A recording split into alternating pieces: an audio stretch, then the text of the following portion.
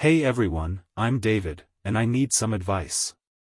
My wife, Jessica, and I have been married for about 6 years now. We met in our early 20s at a mutual friend's party and hit it off immediately. Things were great at first, like, really great. We had our ups and downs, but we always seemed to work through them together. Or so I thought. Lately, though, things have been off. Jessica has been distant, snapping at me over the smallest things, and she's been spending more time out with her friends or working late. At first, I thought it was just stress from her job as a real estate agent. But then, a few weeks ago, I started noticing little things that didn't add up. She'd come home smelling like a different perfume, and there were times when she'd get weirdly defensive if I asked where she'd been. One night, she came home later than usual, and when I asked her about it, she snapped, "Jesus, David, can't I have any privacy? Why do you always have to be so controlling?" It stung because I wasn't trying to control her, I was genuinely concerned. But she made me feel like the bad guy every time I brought it up. I tried talking to her about it again, calmly this time, but she brushed me off, saying I was being paranoid or needy. "David, seriously, you're blowing everything out of proportion," she said, rolling her eyes. I didn't want to jump to conclusions, but deep down, I knew something was wrong. Little did I know how wrong it was. Then one evening, everything changed. I was supposed to be working late at the office, but my boss sent me home early due to an unexpected meeting cancellation. As I walked into the house, I heard voices coming from our bedroom. I quietly approached the door and peeked inside. There she was, Jessica, on the phone, whispering sweet nothings to someone who clearly wasn't me. My heart sank. I couldn't believe what I was hearing. The voice on the other end was male, and they were making plans to meet up later that week. Jessica giggled, sounding happier than she had been with me in months. I stood there, frozen, trying to process what was happening. My mind raced with questions. Who was this guy? How long had this been going on? And why hadn't she told me anything? The betrayal hit me like a ton of bricks. Suddenly, Jessica hung up the phone and turned around, spotting me standing in the doorway. Her face went pale, and for a moment, neither of us spoke. Then, without a word, she rushed towards me, trying to explain herself. "David, it's not what you think," she blurted out, her voice shaky. But it was too late. The damage was done. Before I could respond, she continued, "It's just a client. We were discussing a big deal, and he got a little flirty, but I shut him down right away." I stared at her, trying to gauge whether she was telling the truth. Something about her explanation felt off, but I didn't have concrete evidence yet. So, I let it slide, hoping she was telling the truth and that this was just a misunderstanding. A few days later, I noticed something even more suspicious. While cleaning the living room, I found a receipt from a fancy hotel downtown. It was dated last weekend, when Jessica had claimed she was working late. My stomach churned as I pieced it together. That night, I confronted her again. "Jessica, what's this receipt doing here? You said you were working late last weekend." She looked at the receipt, her eyes widening in panic. "Oh, that? It's nothing. I had to meet a client there for dinner. They wanted to go over some details in person." Her explanations were getting more elaborate, and I could see the desperation in her eyes. But I needed more proof before I could accuse her outright. Over the next few days, I decided to dig deeper. I checked her phone when she wasn't looking and found a series of text messages from an unknown number. The texts were flirty, way too flirty for someone who's married. My heart sank as I read through them. There were plans to meet up, inside jokes, and even some suggestive photos exchanged. One message stood out, "Can't wait to see you tonight. It's been too long since we had some real fun." My hands started shaking. This wasn't just some innocent friendship. This was something serious. I printed out screenshots of the messages and hid them in my office. I didn't want to accuse her without being absolutely sure. But deep down, I already knew the truth. Then, just when I thought things couldn't get worse, I received a call from one of Jessica's old friends, Sarah. She sounded nervous and hesitant. "David, I don't know how to tell you this, but I saw Jessica at a bar last week. She was with a guy, and they were all over each other." I didn't want to believe it, but I thought you should know. The betrayal cut deep. It wasn't just one lie, it was a web of lies and betrayals. Jessica had been lying to me for months, maybe longer. I felt like my world was falling apart. The next few days were a blur of anxiety and disbelief. I couldn't shake the feeling that everything was unraveling around me. The printed screenshots from Jessica's phone and the hotel receipt were tucked away in my office, hidden but always at the forefront of my mind. Every time I looked at her, I saw a stranger, a liar. One evening, after another tense dinner where we barely spoke, I decided to check her phone again. She had left it on the kitchen counter while she went to take a shower. My hands trembled as I unlocked it using her birthday, something she never changed because she thought it was cute. Her messages were filled with more damning evidence. There were texts from the same unknown number, confirming plans for a romantic getaway. They talked about meeting up at a cabin in the woods, far away from prying eyes. My heart pounded in my chest as I scrolled through the messages, each one a knife twisting deeper into my trust. Then, I saw something that made my blood run cold, a photo of Jessica and this mystery man, smiling together at what looked like a cozy cabin. The caption read, "Best weekend ever. Can't wait to do it again soon." I quickly took screenshots and saved them on my phone. As I put her phone back on the counter, I felt a mix of anger and betrayal. How could she do this to me? And how long had this been going on? That night, I barely slept. My mind raced with questions and scenarios. Who was this guy? Why had she chosen to betray me so thoroughly? The weight of her lies pressed down on me, making it hard to breathe. The next morning, I confronted her. I didn't want to wait any longer, I needed answers. "Jessica, we need to talk," I said, trying to keep my voice steady. She looked up from her coffee, her eyes narrowing slightly.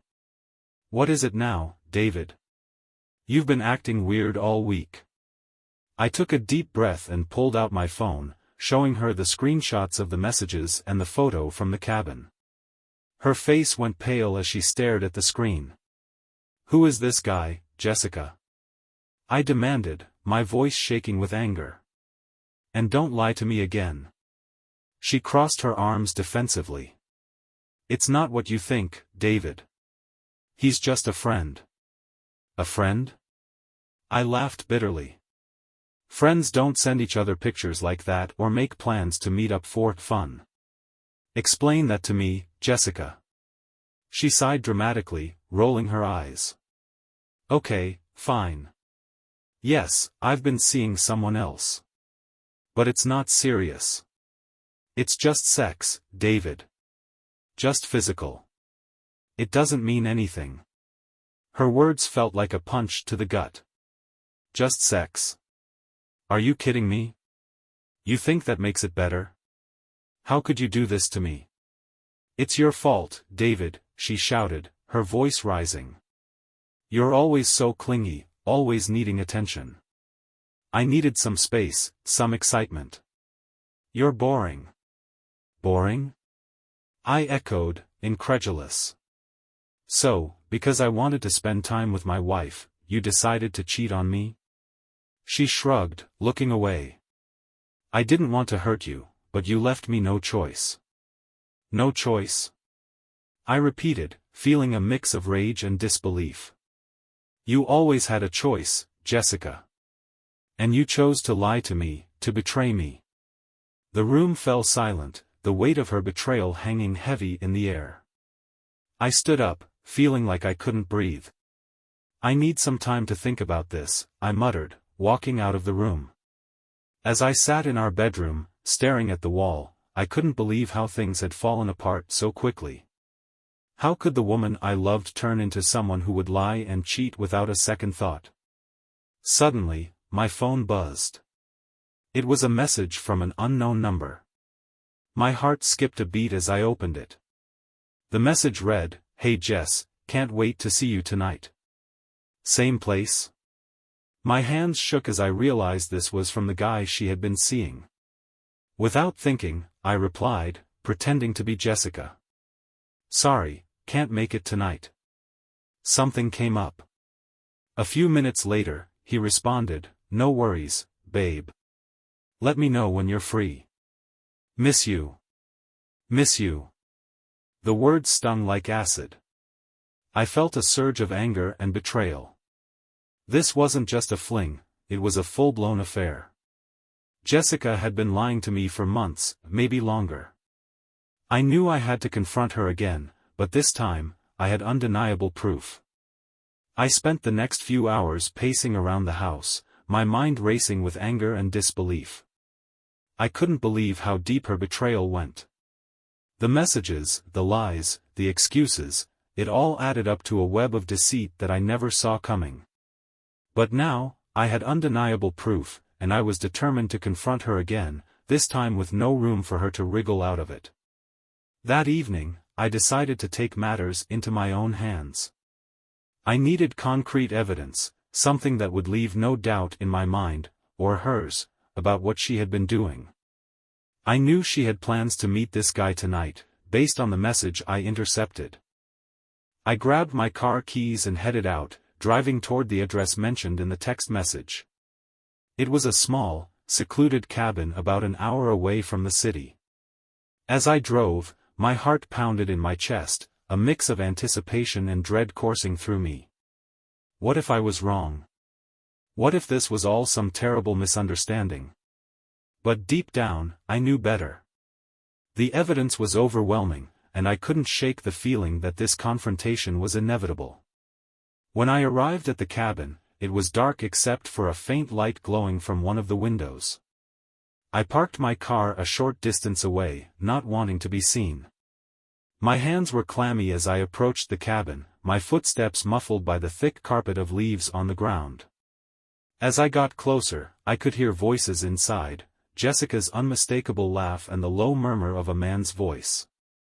My stomach churned as I pressed my ear against the door, trying to make out what they were saying. "Can't stay long," Jessica said, her voice tinged with excitement. "David's been acting weird lately. I think he's starting to suspect something." The man chuckled. "Don't worry about him. You're here now, and that's all that matters." My blood boiled. She was here, with him, laughing and enjoying herself while I was at home, worried sick. I couldn't take it anymore. I needed to see it with my own eyes. I quietly opened the door, which wasn't locked, and slipped inside. The sight that greeted me made my heart stop. There they were, sitting on a couch, close enough that their bodies were almost touching. Jessica looked radiant, her face lit up with a happiness I hadn't seen in months. The man, a tall, well-built guy with a smug grin, had his arm around her shoulder. For a moment, neither of them noticed me standing there, frozen in shock. Then Jessica's eyes met mine, and her smile faded instantly. Her face turned pale, and she quickly pushed the man's arm away. "David, what are you doing here?" she stammered, her voice trembling. I took a step forward, my voice cold and steady. "I think the better question is, what are you doing here?" The man stood up, looking confused but not particularly concerned. "Who's this, Jess?" Jessica shot him a panicked look. "This is my husband, David. I didn't expect him to be here." "Your husband?" the man repeated, his eyes widening. He took a step back, clearly realizing the gravity of the situation. I couldn't believe what I was hearing. She had brought this guy to a secluded cabin, lied to me repeatedly, and now she was acting like this was some minor inconvenience. The betrayal cut deeper than ever. "Get out," I said to the man, my voice low and dangerous. Now. He didn't need to be told twice. Grabbing his jacket, he hurried past me and out the door, muttering apologies under his breath. As soon as he was gone, I turned my attention back to Jessica. How could you do this to me? I asked, my voice breaking. How could you lie to me for so long? She crossed her arms defensively, her eyes avoiding mine. It's not what you think, David. This doesn't mean anything. It's just sex. Just sex. I echoed, my voice rising. You've been lying to me for months, maybe longer. You've been meeting up with this guy, sending him flirty texts, planning romantic getaways, and you call it just sex? She sighed dramatically, rolling her eyes. Look, David, I didn't want to hurt you. But you've been so boring, so predictable. I needed some excitement in my life. Her words felt like a slap in the face. So, you decided to cheat on me? To betray our marriage? I didn't have a choice, she shouted, her voice cracking. You left me no choice. No choice? I repeated, incredulous. You always had a choice, Jessica. And you chose to lie to me, to betray me, to destroy everything we built together. The room fell silent, the weight of her betrayal hanging heavy in the air. I stood there, staring at her, feeling a mix of anger, sadness, and disbelief. How could the woman I loved turn into someone who would lie and cheat without a second thought? After a long, tense moment, I finally spoke. I can't do this anymore, Jessica. We're done. She looked at me, her eyes wide with panic. What do you mean, we're done? I mean, I said, my voice steady, that I'm leaving. I can't stay in a marriage where trust has been completely shattered.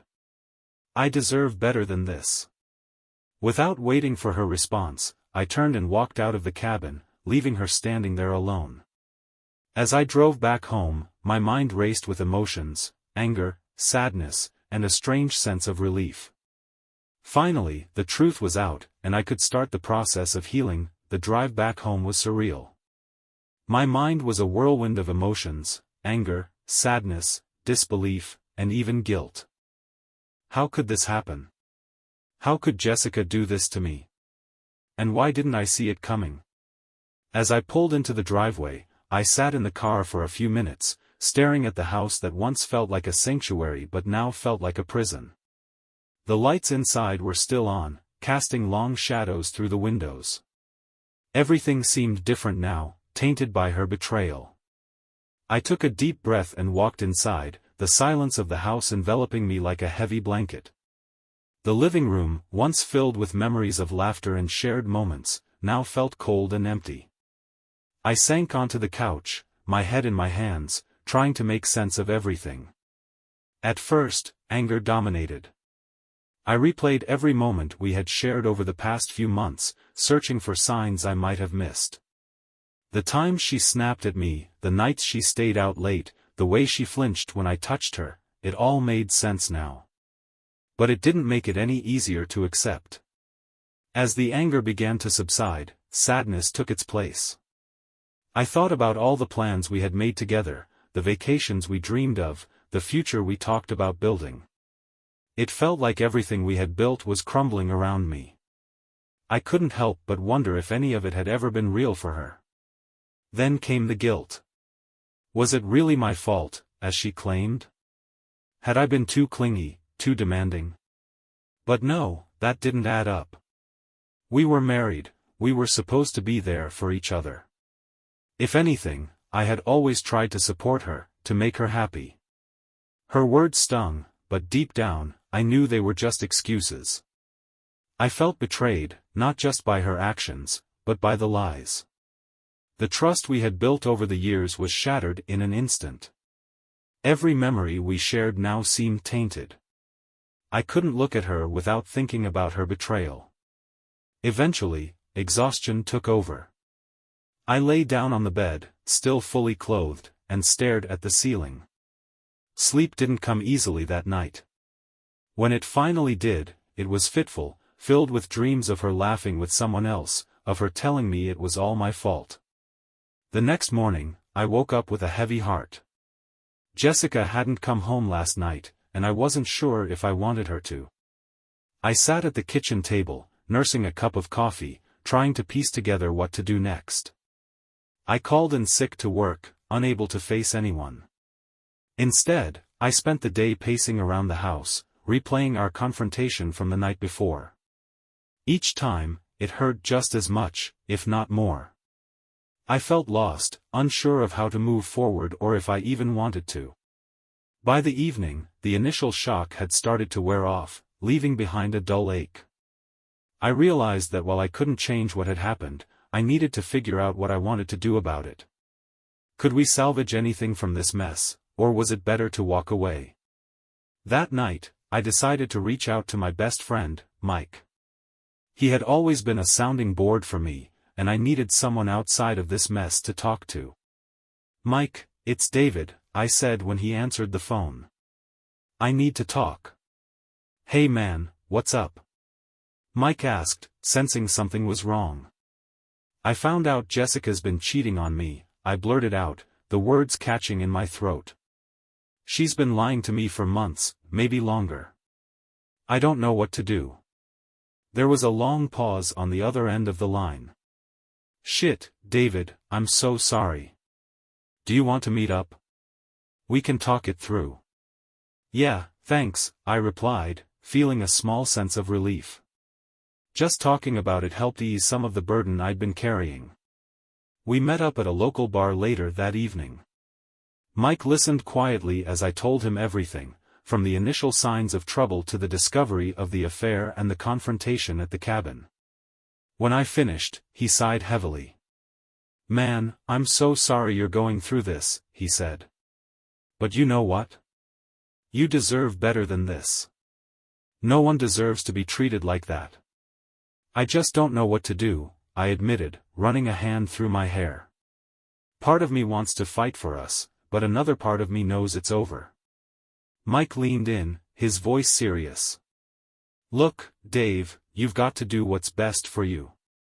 If you can't trust her, then there's no point in staying. Trust is everything in a marriage. Without it, you're just two people sharing a space." His words hit home. I realized that staying would only prolong the inevitable. I needed to make a decision and stick to it.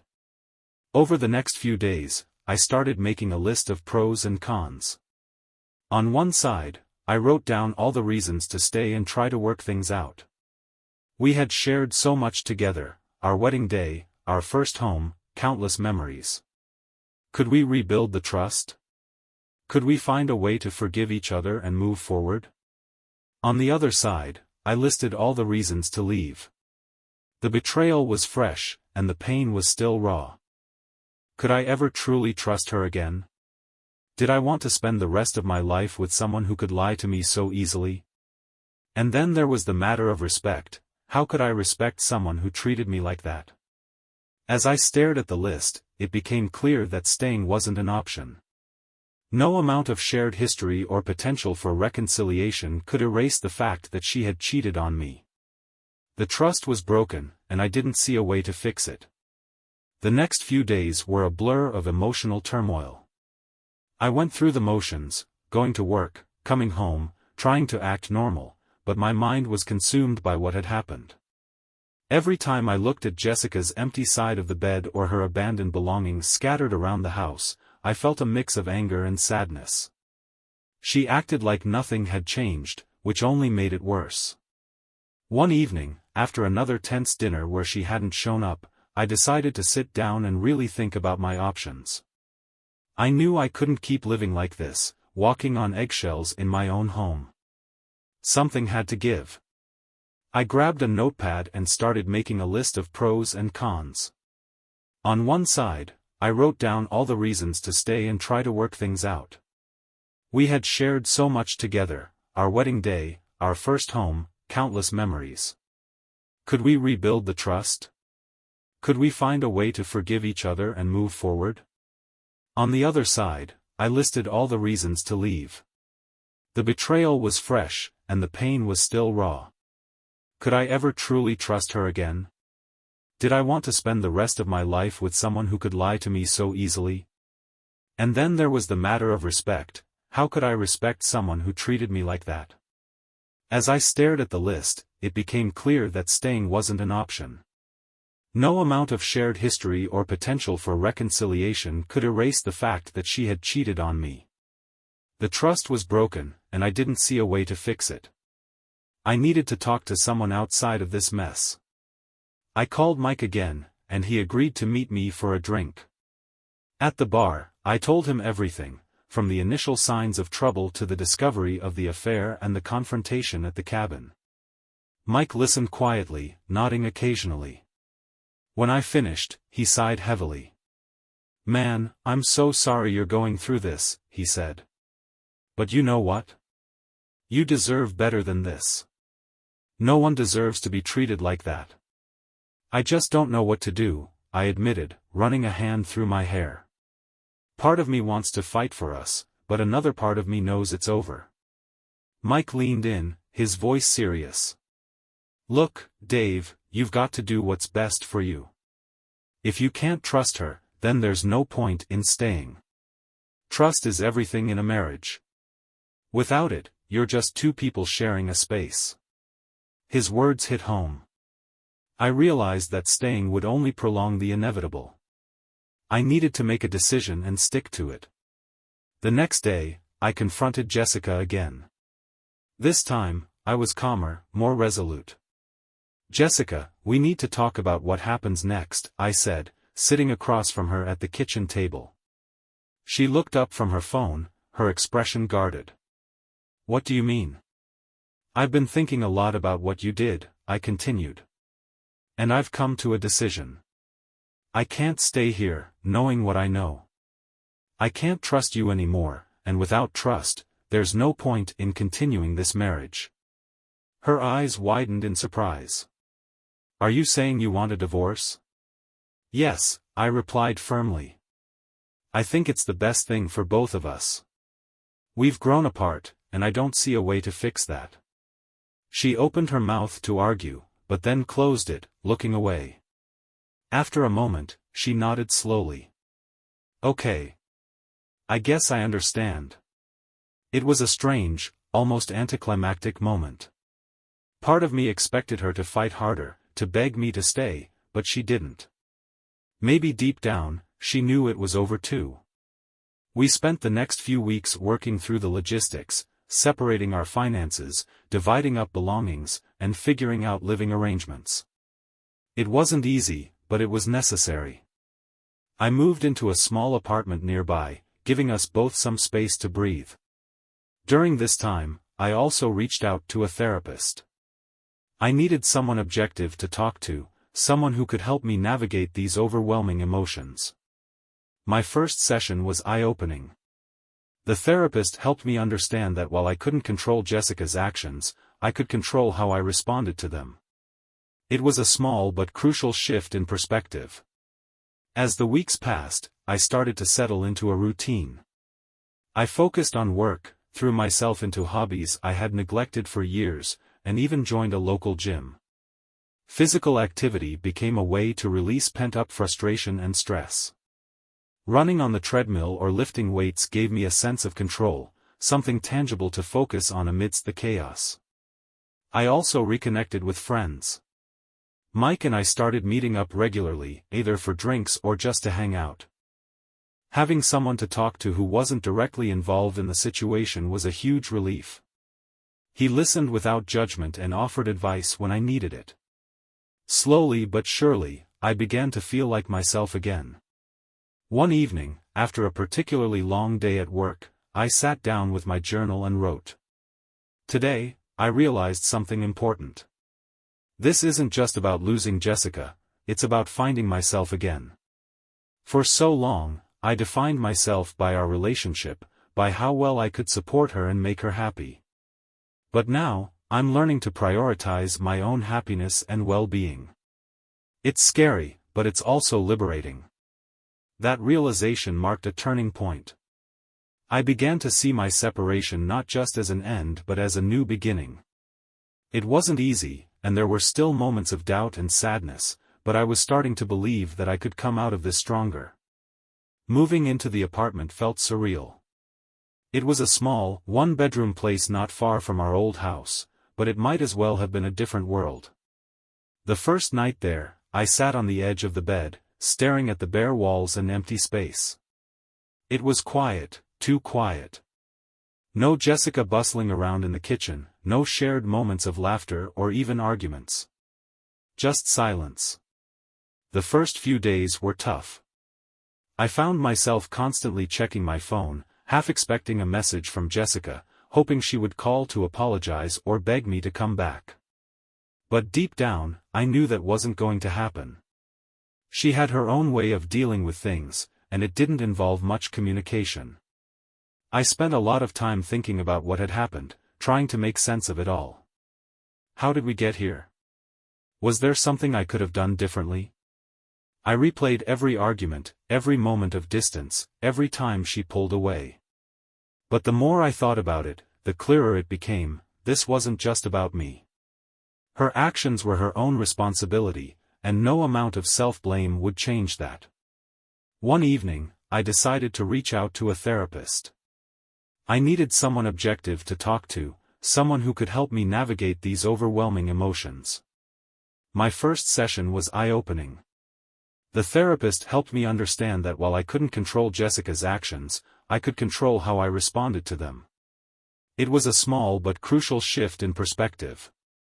As the weeks went by, I started to settle into a new rhythm.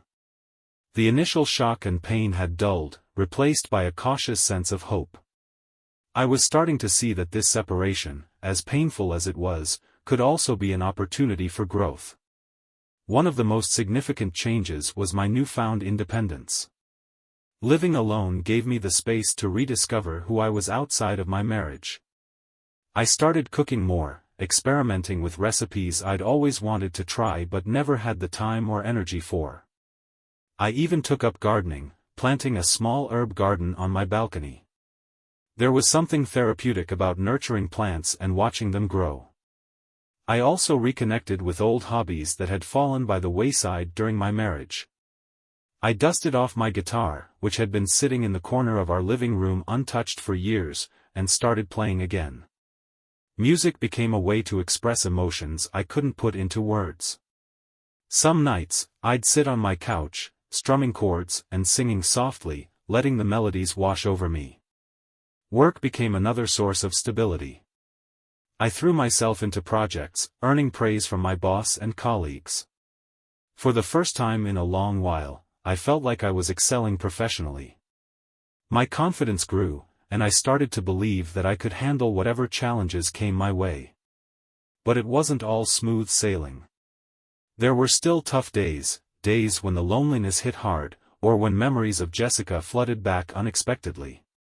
On those days, I allowed myself to feel the sadness without judgment. I knew healing wasn't linear, there would be setbacks along the way. During one particularly rough week, I reached out to my therapist.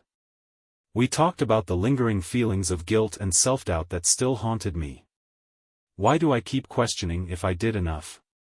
I asked her. If I could have done something differently to save the marriage? She nodded thoughtfully. It's natural to second-guess yourself after a breakup, especially one as significant as a divorce. But remember, you can only control your actions, not hers. You did everything you could to make things work. Her words helped ease some of the burden I'd been carrying. It wasn't my fault. I had tried, and sometimes trying isn't enough. Around this time, I also started dating again, or at least, dipping my toes into the dating pool. It was terrifying at first. After being in a long-term relationship for so many years, the idea of meeting new people and potentially opening myself up to love again felt daunting. My first few dates were awkward and uncomfortable. I wasn't sure what to say or how to act. But slowly, I began to relax. I met some genuinely nice people, and while none of them clicked in a romantic sense, each encounter helped me gain confidence. One date stood out in particular. Her name was Laura, and we met for coffee at a local cafe. The conversation flowed effortlessly, and before I knew it, hours had passed. We laughed, shared stories, and discovered that we had a lot in common, especially when it came to our love of travel and adventure. As the evening drew to a close, she smiled and said, "I had a really great time tonight. Would you like to do this again?" "Yes, definitely," I replied, feeling a genuine sense of excitement. That date marked a turning point. For the first time in a long while, I felt hopeful about the future. It wasn't just about finding someone new, it was about embracing the possibility of new beginnings and allowing myself to be open to whatever life had in store. Reflecting on the journey so far, I realized how much I had grown. I was more self-aware, more resilient, and more in tune with my own needs and desires. I had learned that it was okay to prioritize my own happiness and that I didn't have to carry the weight of other people's choices. One night, as I sat on my balcony, sipping tea and watching the sunset, I jotted down some thoughts in my journal. Today, I feel a sense of peace I haven't felt in a long time. It's not that the pain is gone, it's still there, lurking in the background, but it no longer defines me. I've learned that healing is a process, and while it's not always easy, it's worth it. I'm learning to love myself again, flaws and all. And maybe, just maybe, that's the most important lesson of all.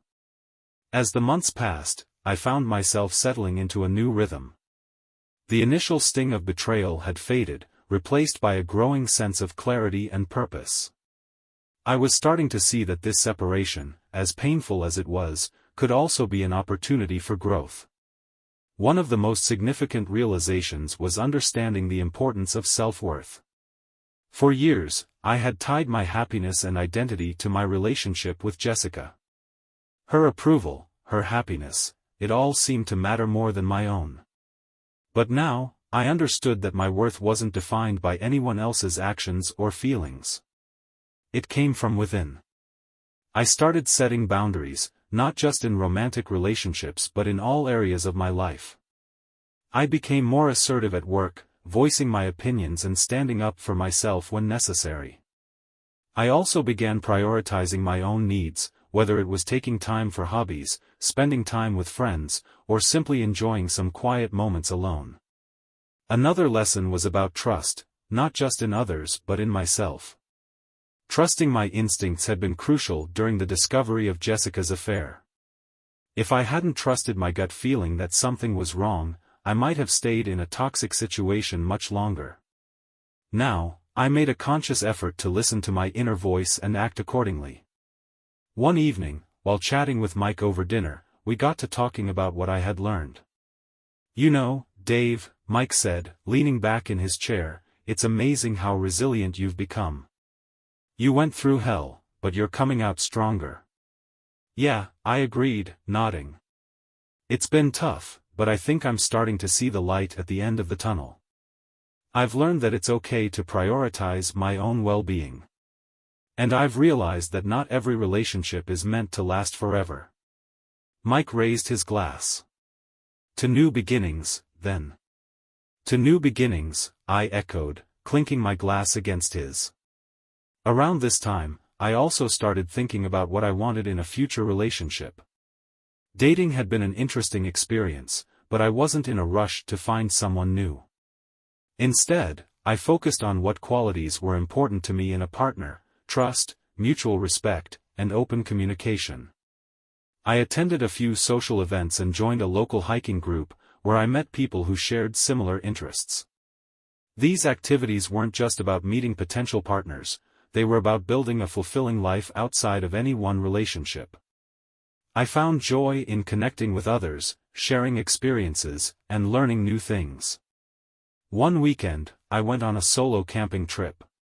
It was something I had always wanted to do but never had the chance. Being out in nature, surrounded by trees and the sound of a nearby stream, gave me a profound sense of peace. I spent hours sitting by the campfire, reflecting on my journey. That night, as I lay in my tent, I wrote in my journal. Being here, away from everything, has given me a new perspective. Life is full of challenges, but it's also full of beauty and opportunities. I've learned that healing isn't about erasing the past but about integrating those experiences into who I am today. I'm not the same person I was before Jessica's betrayal, but I'm better for it. Stronger, wiser, and more grounded. The next morning, I woke up early, brewed some coffee over the campfire, and watched the sunrise. There was something magical about seeing the world wake up, bathed in soft golden light. In that moment, I felt a deep sense of gratitude, for the journey I had been on, for the lessons I had learned, and for the future that lay ahead. Returning home, I felt a renewed sense of purpose. I started setting goals for myself, both short-term and long-term. I enrolled in a photography class, something I had always been interested in but never pursued. Capturing moments through a lens became another way to express myself creatively and document my journey. I also began volunteering at a local animal shelter. Spending time with the dogs and cats there brought a sense of joy and fulfillment. It reminded me that even in the darkest times, there are always ways to give back and make a difference. Looking forward, I knew that my path wouldn't be without its challenges. But I also knew that I had the tools and resilience to face whatever came my way. The betrayal had been a turning point, a catalyst for growth and transformation. As I sat in my apartment one evening, reflecting on how far I had come, I realized that this experience had taught me something invaluable. Love and trust are precious, but so is self-love and self-respect. Moving forward, I would carry these lessons with me, using them to build a life that was truly my own. One evening, as I sat on my balcony, watching the sunset, I reflected on the journey I had been on. Healing wasn't about erasing the past, it was about learning from it and using those lessons to build a better future. I had learned that trust is earned, not given freely, and that self-love and self-respect are essential for any meaningful relationship. Moving forward, I was excited to see what the future held. In the end, I realized that this experience had not only transformed my personal life but had also given me a deeper understanding of human relationships. Here's what I've learned and what I would offer as advice to others in similar situations. Trust your instincts. If something feels off, trust your gut. Don't ignore red flags or dismiss your feelings. Prioritize self-love. Taking care of yourself is crucial. Focus on your well-being, both mentally and physically. Set boundaries. Establish clear boundaries in your relationships. Respect your own needs and communicate them openly. Seek support. Lean on friends, family, or a therapist for support. You don't have to go through difficult times alone. Embrace new beginnings. Life is full of opportunities for growth and new experiences. Be open to change and new possibilities. As I closed my journal and looked out at the world around me, I felt a renewed sense of purpose and hope. The future was bright, and I was ready to embrace it with open arms. And with that, the story comes to a close. Thank you for following David's journey through this transformative experience.